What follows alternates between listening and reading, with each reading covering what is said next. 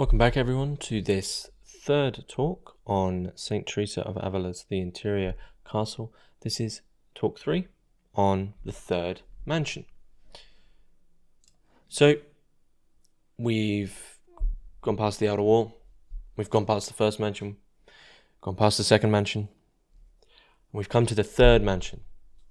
The third one is, as we will understand, the final of the first 1 to 3, and then it's split 4 to 6, and then 7. So we're at the end, in a way, of when there's still a key element of active effort on the behalf of ourselves. St. Teresa says to those who have won the battles in the first and second houses and have persevered, "Blessed it is the man who fears the Lord." This is the point where we begin to walk in knowledge of everything we've overcome. Such knowledge grants us also the knowing that enemies now could be around at any point.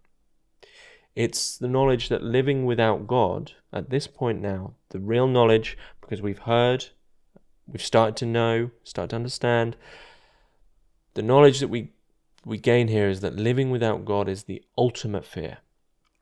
Not to live in fear of God himself, but to live in fear in relation to being awestruck by his beauty and the fear of never wanting to lose the ability to hear him again.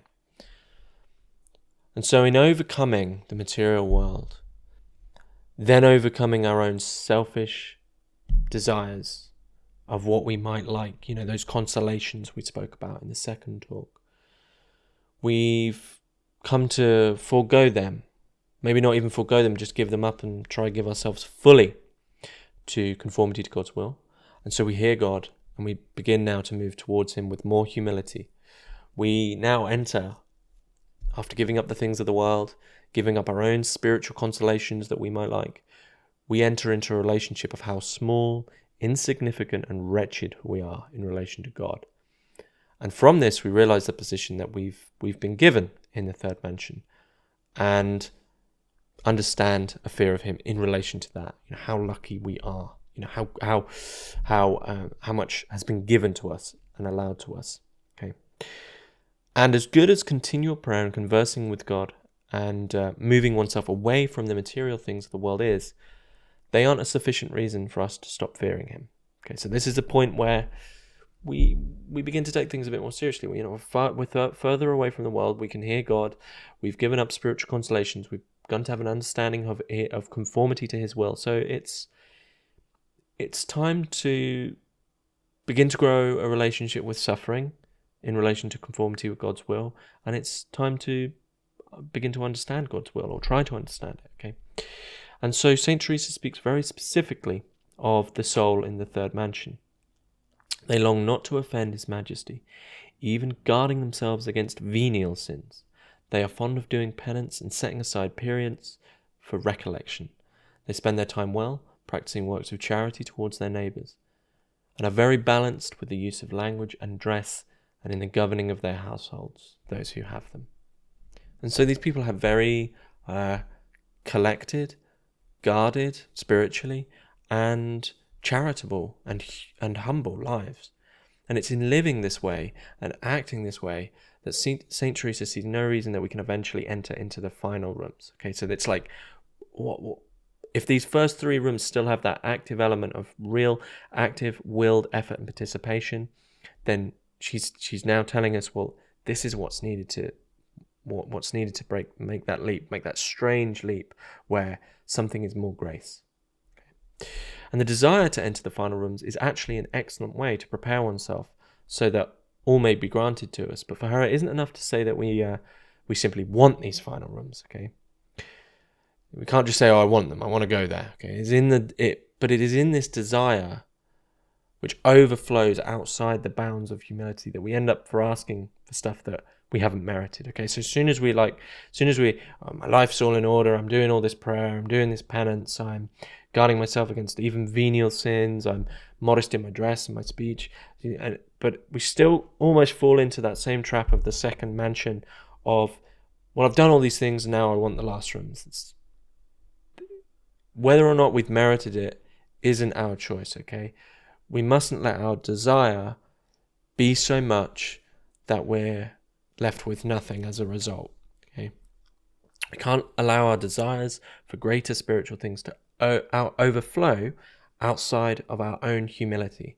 We must remain humble at all times. Okay, so when we might complain throughout all these trials and all these perseverances, all the letting go of the material world and of the fighting off of demons, we might believe it merited in ourselves that we are now owed something because of these efforts, that we should get some rewards. And even if these rewards aren't the consolations of the sort of the material consolations of the second mansion, we might believe that we're owed something. And if at this point we're experiencing dryness, we might become frustrated. I've done so much. Where's my weeping? Where's my, soul filled with light? If we're experiencing dryness, we might feel some frustration at this point. But all of this is done from a position where we lack humility, where ultimately what we're saying is, I deserve things. I'm owed things because I'm so great. Who are we to say that we're owed anything at all? And so, in coming into full accordance with God's will, the primary thing, the most important thing we need still for St Teresa is humility. But what of the people who have done everything they're told in Progress to the Third Room? They are sincere in their heart and are coming to the Lord from a place of humility. The reward comes to such people in conformity with the love that they have. And this can't be fabricated by the imagination. He doesn't need all the effort of our works in either the determination, our intent, and our wills, okay? Begin to form a relationship of what it is to simply love from a place of humility and openness, okay? And it's difficult because there's very much the peculiar question of what do you do, okay? When there's a reward, when there's these, to get this, you have to do this. To get this reward, you have to do, say, X amount of prayers or spend X amount of time in prayer and go to confession this amount of times. And then if you do that, you get this. But you're caught in the bind of having to understand what it is to truly be humble, to truly understand your own insignificance, and just be open to the fact that what will come will come. What will be given to you is what should be given to you, because God is perfect, and therefore all that happens is done via his perfection. But back to these moments of dryness where people think, well, I've done all this stuff, I'm getting frustrated, what I've done, I'm doing so much. The devil aims in moments of dryness to give one disquiet and confusion, maybe even frustration. But what should be drawn from dryness, and I think this is one of the most beautiful teachings on spiritual dryness, because often in moments of dryness, people do get frustrated. They walk away, they turn away, they move away, they get annoyed.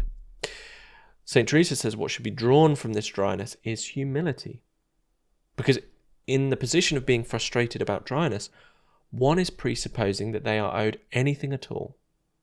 And St. Teresa says, be convinced that where humility is truly present, God will give some peace in conformity with his will, by which one will walk with greater contentment and will others with their consolations, okay? And so this is where it's found, okay? Where humility is, God is truly present, okay? It's not to be a finder of rewards and consolations. It's to offer up the suffering to Christ in the case of bearing one's cross with humility. If you're frustrated at the spiritual dryness, it's basically a statement that you believe you're owed something. So you need to move away from that quantified material relationship of rewards, consolations, which still manages to creep in at this point. But after some time, many people in this state, in this mansion, will find their feet. They've become well ordered. They've become upright. They've found they've reached some form of contentment. Maybe even they've actually got some consolations. And what happens here is they've engaged so long in certain practices and this way of being that they think they can teach others. Okay. And once again, this is in relation to humility and the idea not only of what is what the world is owed, okay, in the form of teaching, but why are you owed such a position that you become the person who teaches? Okay, you become the voice that people are hearing, which itself can become an egoistic thing. And such people in their certainty and the certainty of their spiritual position no longer actually see imperfections of their self because they've developed quite a strange way of being, okay? So this is quite peculiar to understand. So such people who've got to this position where they've prayed, they're putting in these efforts, they're doing these daily prayers, penances, etc. They don't think they feel they're owed something, but actually it's very subtle how they do believe they are, okay? So these people who then eventually end up teaching or believing that it's their right to give things across, and a short digression, I understand maybe I am putting myself in that position, but I'm trying to just relay the teachings from St Teresa as accessibly as possible. I don't believe I'm giving anything original here. I'm certainly still wretched and fallen. But such people who then put themselves in this position, which is a very certain position, I'm going to teach, they become the voice that people hear. These people no longer see imperfections of their self in relation to that self-knowledge we've spoken about as actual imperfections. All the imperfections of their self, they don't see as imperfections. They understand all these imperfections as tests of God because they believe themselves to be more advanced than they are. Okay, but St. Teresa believes that such feelings in such people pass quite quickly, and often they see the fault, and that actually distresses them more than what disturbed them originally. So it's not in seeing the imperfection, but actually seeing the imperfection that they couldn't see their imperfections, which disturbs them more. But once you can begin to see your imperfections, your tendency is just to see more and more and more and more, and to dislike them more and more and more and more. So in this mansion, there is a sort of overuse at times of the intellect on behalf of the person. They can begin to second guess God's will in relation to the people we're speaking about there. And this is one of the dangers of this mansion, okay? The intellect is still here, it's still this active element, and they begin to second guess God's will in relation to that person who thinks that the imperfections aren't imperfections, okay? And in striving for the virtuous life out of form of obedience, which though it may be right, it's coming from the wrong place. Okay, they want to be like, see, look how obedient I am. It's very subtle once again. It's coming from the egotistical desire to be entirely correct and perhaps scrupulous, as opposed to actually just being open and humble to God's will. So there's a very subtle difference there between being open to God's will, being humble, being open to God's will, and wanting to conform to God's will just because it's right, as opposed to wanting to do it for the right reasons. Okay, once again, it's a question of the truth and the good, or the good and the truth. Okay, so the third mansion can be understood in relation to actually the parable of the rich man who's asked to give up all his possessions for Christ and for God. And so when we think about this materially, giving up his material riches, which isn't the whole thing, but let's think about it that way. The parable of the rich man, he's asked, give up all your riches for God and for Christ. Think about this materially. We could say that this man may give up all his material possessions. We could think of a modern person giving up their cars, their house, their clothing, all their money, etc. But if such a man is only doing so out of a very material fear in relation to just orders, he's like, okay, if I do that, then I get in, right? As opposed to understanding very deeply why that's important in relation to God's will, and thus giving up stuff in his heart, okay, there's a key difference. Man may give up all his material possessions because he goes, right, that's the truth, so I give them all up. But in his heart, he may still be really yearning for those material possessions. But when you have the truth and the good, he understands why he must get rid of those things. And so he doesn't still have that thing in his heart. We come to a greater understanding of self-knowledge that way. And the question really of why it is we are doing what we're doing. And that's why self-knowledge is really the beginning and is so key for St. Teresa. Perhaps we could condense this question down to, are we acting in such a way as to please God for the sake of the pleasing alone? Or are we acting in such a way to please God because we knowingly have that relationship with him and, it's different? Are we doing it once again for a reward? Or are we doing it because we have a loving relationship from humility and we know we should be in conformity with God's will? And actually this relates back to a passage from the Gospels, Matthew 6:2. Therefore, when thou doest an alms deed, sound not a trumpet before thee, as the hypocrites do in the synagogues and in the streets, that they may be honoured by men. Amen, I say to you, that have received their reward. They have received their reward. So your reward is already there if you're, look at me, look how great it is, and I'm doing it. Are we doing it for the right reasons? Are we on the path for the right reasons? Okay, and that requires almost like self-knowledge. Okay, so. And so at the end of this mansion, St. Teresa makes it clear that we are to abandon our reason into his hands. Okay, the intellect, in a way, is still going to play a role, but it's played its big role in this self-knowledge now. Okay, so at this final stage of the third mansion, we abandon our reason into his hands, forgetting our natural weaknesses entirely. And at this stage, we should only care about moving so quickly as to see this Lord. Worries about the body, earthly affairs, worldly affairs, worrying about them won't improve that situation. And so we just move ourselves into God's will, because no amount of worry we now understand will change the situation. And so we give ourselves entirely over to him. And this, once again, is a great feat of humility. And without humility, without realizing our insignificance, our imperfection, we can't move forward because we haven't abandoned ourselves. We would be weighed down by all that is human. And remember, some of the mansions are above, some are to the side. And so in being weighed down by all that is human, we cannot ascend up into the other rooms. And it's clear at this point for St. Teresa that to move forward into the other rooms whilst retaining these problematic aspects of ourselves would just make everything else confusing for us. We wouldn't be able to understand these rooms. In the same way that people, when they're in the earlier rooms, if we drag so much human and worldly stuff in with us, we can't even see the beauty of the mansion at all. Now, if we drag some of the stuff that we're still latching onto, we just wouldn't be able to understand the further rooms.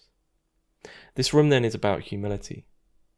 And in the fact it's about humility, it's about not doing what our own will wants. Okay? It's about obedience and a fear. Now, obedience, and the word obey in translation actually means to hear, as in to hear God. So in obedience to the Lord and in this humility, we are humbly giving ourselves up over, more openly, to that voice that we can now begin to hear a little bit more louder. Thanks again for listening to this talk, and I hope you've all enjoyed it, and I'll see you all again in the fourth talk, the fourth mansion.